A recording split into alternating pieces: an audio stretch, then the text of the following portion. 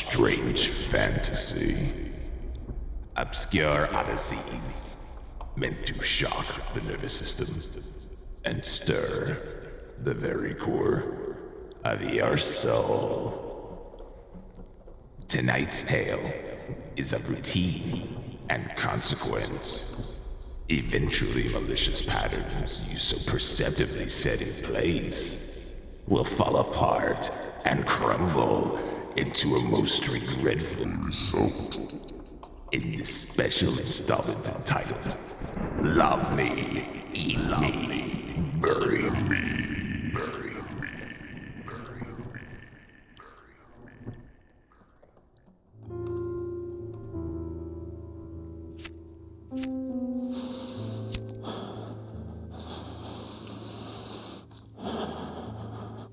Oh God, how long has it been? God damn it. I really screwed up this time. I'm running out of air. I'm running out of life. Let me out of here! I've got to settle down. I can't expect to stay alive much longer if I struggle. Stay calm, Adam. The goddamned harlot.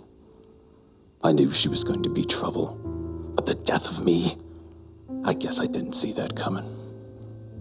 Or did I? Think back, Adam. Where did I go so terribly wrong?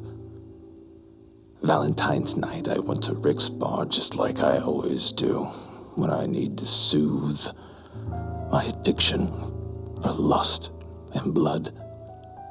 Some would call me a psychopath, but I say screw 'em.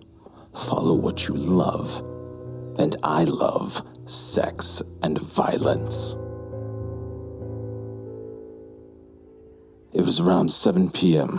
when I was trying my luck with some old hooker because no new tricks had come into the bar just yet. I found it's typically after 9 when the non-local broads start showing. And since it was Valentine's night, I knew I was going to score big, so I was simply biding my time.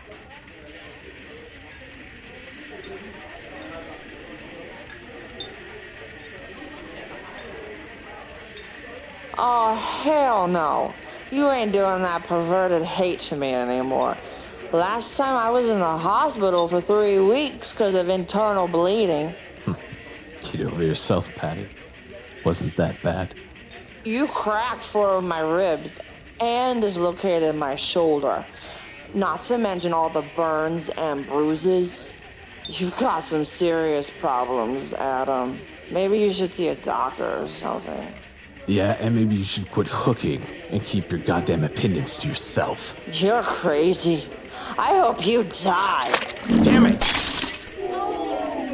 Just get the hell out of here! God damn. The struggle never ends, eh, Rick? You got a rag or something to wipe this cocktail off me? Yeah, here you go. Thanks. You're a good guy, you know that?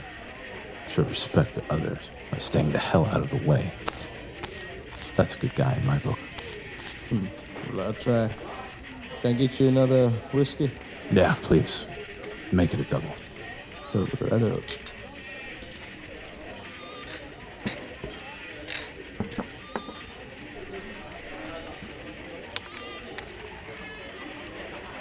Your bar is dead tonight, Rick. What gives? Who knows? Got all these new joints opening up everywhere, and now nobody really cares about integrity anymore. Yeah, they just all want it quick, fast, and in a hurry. Shiny and new, you know? Yeah, I get you. But damn, Rick. Your bar's got me so much strange tale over the years. I dare not go anywhere else. You and your bar are my good luck charms. We appreciate your patronage. Whew. Would you look at this dame that just walked in? Jesus. Now that is a woman. And there she was, carelessly walking through the door of my bar. She was a voluptuous, dark-haired vixen that would pair well with my hedonistic values. Her dominance filled the already still air of the bar. What was once sour had turned to a pale lilac, and I instantly became jealous that the others may have caught on to her as quickly as I did. I would kill every last one of them if she so desired this of me. I can still taste the air of that moment as she approached.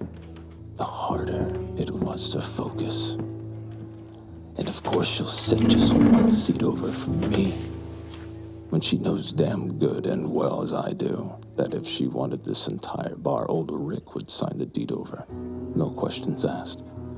But lo and behold, she sits one way from me. This is why I love you, Rick. You and your bar keep setting it up for me, and I just keep knocking them down. Give me 4 shots of bourbon. Right away, lover boy.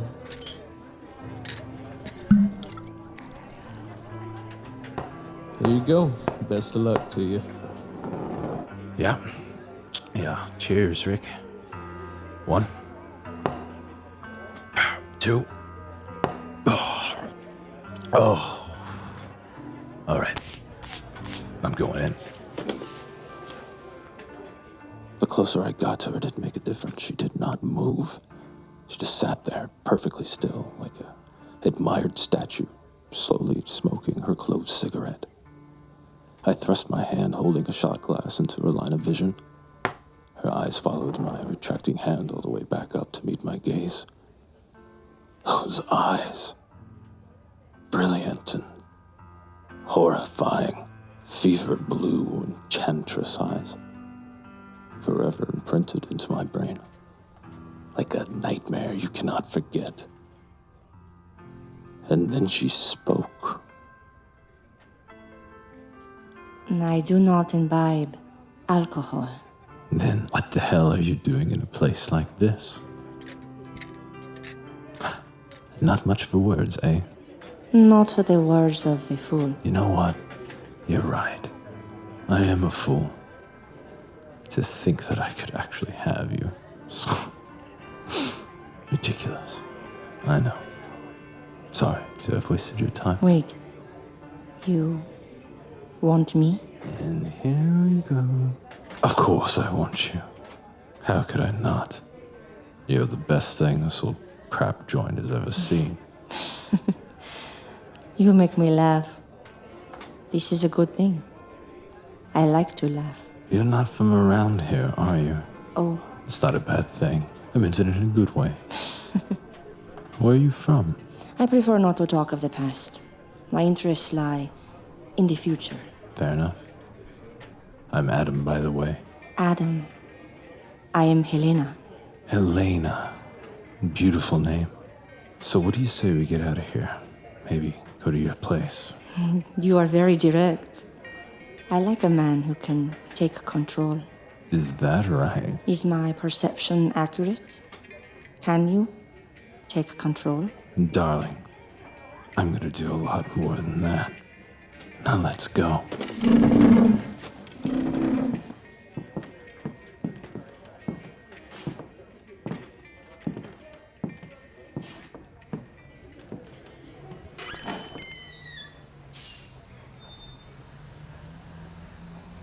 Sex. One of the easiest things to achieve in life, because everyone is pre-programmed to desire the intimate touch of another. And brother, was I an overachiever. After we left the bar, we did some heavy petting in the back of a gypsy cab en route to her place. The cab ride felt like an eternity, but I paid no mind to time. How could I? Hours felt like seconds with her. I can't recall where she lived, but I know that it was somewhere in rural upstate New York, probably near the Canadian border. When the cab finally arrived, we peeled apart from each other just for a moment to get out. I remember the air was different out there, thicker even. funny how I can remember that, but I can't recall if the cabbie was paid or not. Either way, the ride was gone, and here we were, surrounded by miles of forest in a magnanimous concrete fortress. I knew right then and there that she came from money, but I didn't care about wealth. All I wanted to do was dominate this overprivileged goddess. She took me by the hand, never saying a word, and led me up the stone steps of a modern-day castle. Once inside, my memories became hazed. All moments of the evening collided together into one giant, unavoidable catastrophe.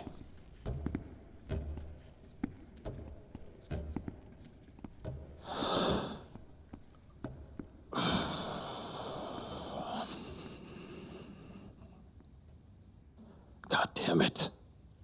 So you're breathing, Adam. I've got to get the hell out of here. Come on. Focus. What happened when I got inside? Ah, that's right. Music. I remember music. An opera of some sort. It was dark inside, lit only by candlelight. The architecture was primitive and made only of stone and mortar. Endless hallways of cold nothingness in every direction. Her dancing brought life to the lifeless. Our shadows swaying to the flicker of candlelight made up for the eternal void of the darkness. The song came to an end, and she once again gained dominance by leading me into another room. This room was already lit with various candelabras, so meticulously adorned on the walls to cast a cone of light down upon a massive Victorian-style bed. As I gazed from the shadows near the edge of the frame, she silently crawled on her hands and knees to the center of the bed. It began to feel like my own private show unfolding before me. I remember clenching my fists so tight that my knuckles turned white. I wanted to take control of the situation, but then I figured her dominance would soon run its course, and that it'd be my turn. She began to slowly undress herself, one article at a time. Her smooth, pale skin bathed in the warm yellow glow of the candles. She was perfection incarnate, and I wanted nothing more than to destroy her. Slowly, she then extended her hand to me like an angel to a dying man. She pulled me out of the darkness and into the warm embrace of the light and satin sheets. This was my chance. Time to shine. How do you want me? Once again, defying me of control. That's fine, I thought. Patience takes hold as she dug her fingernails deep into my chest.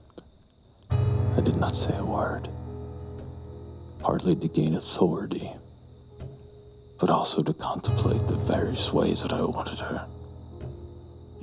Beautiful, is it not? The ruby red essence, so lucid in its flow. Without any hesitation, she lapped the wayward blood from her fingertips and then began to tenderly nurture my chest wounds. Ever so softly, she drank of me. Entranced by this, I could feel the life beginning to run.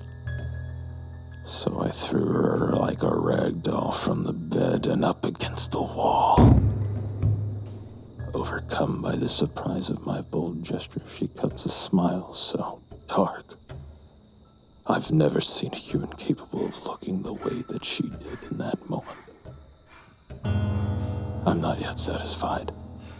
I slip a pillowcase from off the bed and tie her hands together, tight. As I hold her hands up high, she wraps her legs around me like a lotus flower in bloom. I remember feeling weightless, suspended in air as we disregard all things and seamlessly intertwine the darkest parts of our souls. Then with primal force, she bites my wrist, fauceting an egregious amount of blood directly into her mouth. The hue of the red stained her pale white complexion, but offered a certain glimmer in the warm candlelight. I could hardly look away. Instinct steps in, and I hit the right spot, causing her jaw to release its clutch and her body to spasm. I take advantage of this opportunity to dig my teeth deep into her supple neck. I draw blood. Her blood was black and tasted like 1,000 years. I couldn't resist. I kept drinking and drinking until it felt as if my heart would burst from my chest. No, you must stop. I was deaf to all things. I could only hear the rapid beating of my own heart. I said no more. Why? I was just getting started, baby. We cannot do this. You need to leave. Now. Leave? But why? I was under the impression we were having a good time. It is not that. If you drink of me, it comes with a heavy burden to bear. Love. You must love only me and no one else. For all eternity. And this is where I bought the farm. Sure, baby. I love you. And only you. For all eternity. You vow yourself? Only to me? Yeah, only you. The next few hours were uninhibited. Goddamn, how do I illustrate this?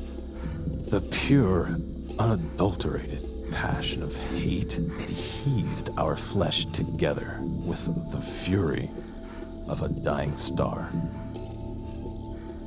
She lied there in my arms, completely sated of any and all desires. I can't help but wonder why my heartbeat feels different. My lover, the morning light has nearly dawned. I don't feel right. Not to worry, my dear. Like I said, love comes with a heavy burden.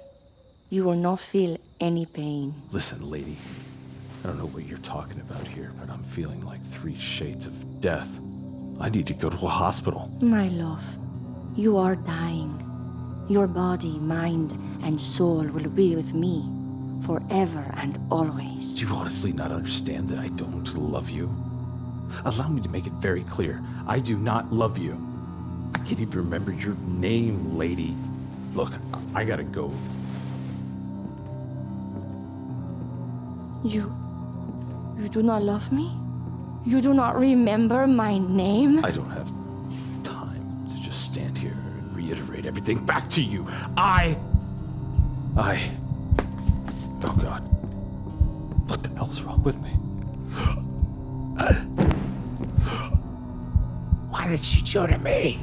I did nothing but offer you my love, you pathetic, insolent worm. You deceived me, betrayed my heart so cold and carelessly.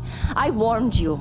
When you drink of me, you are mine for all eternity, you fool. Drink you. It was the blood.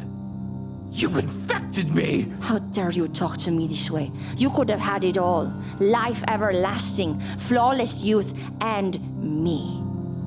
For your dishonor and cowardice against my blood and my name, you will be exiled to spend your eternity alone in darkness. And rest assured, you can only last 150 years before you starve to death. And I swear, no matter how long it takes, you will come to know my name. Please. What's happening to me? Imbecile. Is your heart not pumping enough blood into that thick skull? You have been falsely gifted with the privilege that comes with my blood, and I forsake you, just as you have forsaken me. You do not deserve to be Nosferatu. You bitch. Poor fool.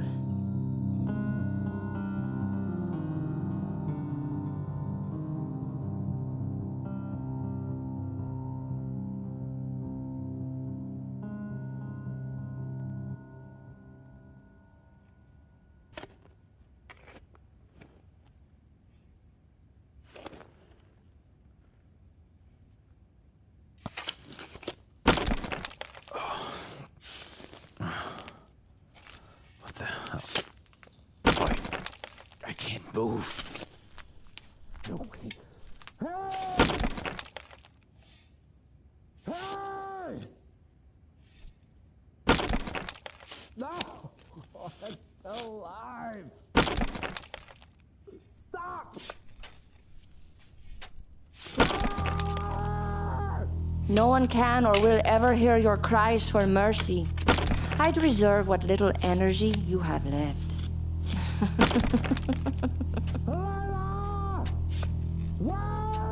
Do not ever allow my name to slip so irresponsibly off your foul tongue. Do you understand? Sorry. Please, don't do this to me. I don't deserve this! You deserve nothing. Just let the darkness take you, for I can take no more. You goddamn bitch! I hate you so much. Let me over! No! Goodbye, Adam. Maybe I'll stop by in a century or so.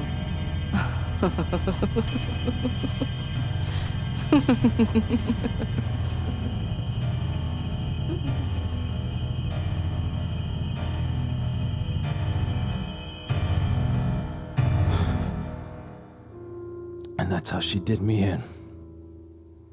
The last days of me are no more than a soft, fading image. I have been reduced to a small wooden box under 6 feet of dirt. This is how I go out. Good. Make it end already. Last breath.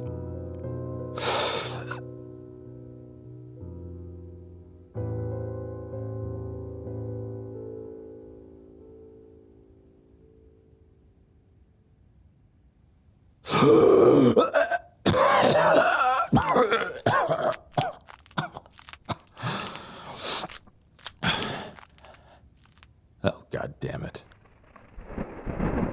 The passion of one's soul is multifarious in nature. However, the heart can only be divided in so many ways before it breaks. Thus concludes tonight's Loretto of Strange Fantasy. Tune in next time for another look into the strange and obscure. Strange Fantasy presented Love Me, Eat Me, Bury Me, written by Travis Scarbro and Trey Gonzales, produced by Ghost Host Records.